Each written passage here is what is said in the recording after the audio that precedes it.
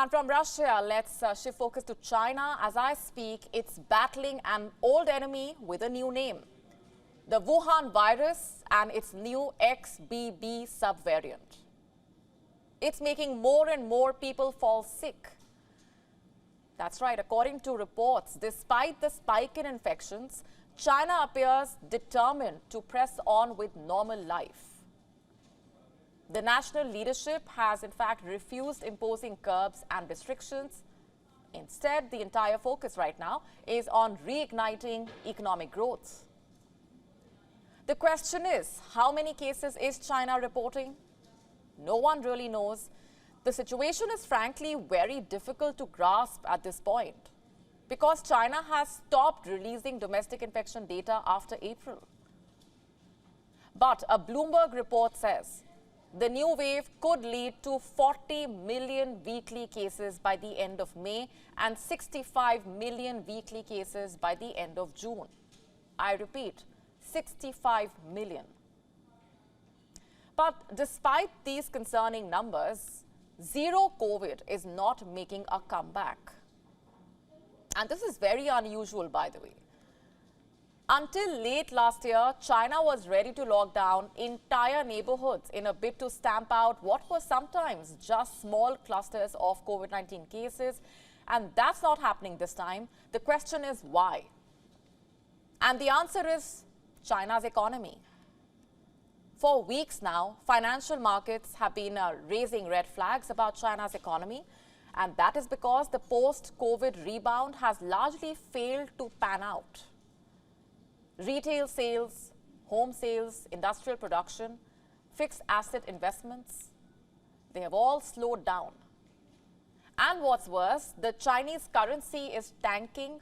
Earlier this month, the yuan fell past 7 per dollar threshold. This happened for the first time this year. Even the price of copper, for that matter, which was once expected to see sizable gains due to high demand from the Chinese factories, hit a 4-month low in mid-May. Chinese equity markets are not immune to slowing performance either, of course. Reports say the CSI 300 index continued to slip this week. Just to put this simply, China's economy is in a mess, and imposing a lockdown right now will likely deal a death blow to it. And this is why Chinese authorities are resisting. But are they really right in doing that? I'm asking this question given China's track record. Every time there has been a COVID-19 wave in the country, it has spilled over to the rest of the world. And this has happened, by the way, despite zero COVID, despite the restrictions that China placed on its people. Yet, even after that, it could not stop the virus from breaching its borders. So what's the guarantee this will not happen again? We will not see a repeat. Data released by the Civil Aviation Administration of China shows that domestic passenger air travel recovered to pre-pandemic levels in April 2023.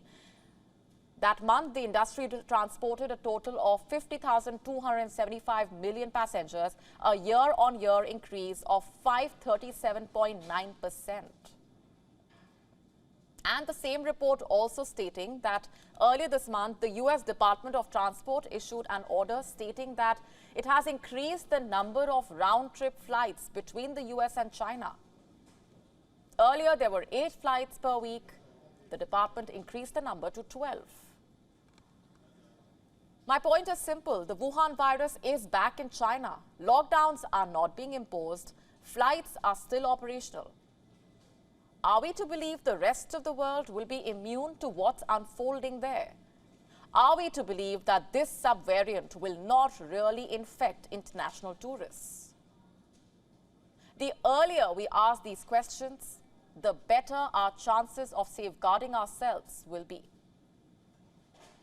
WION now available in your country. Download the app now. Get all the updates on the move.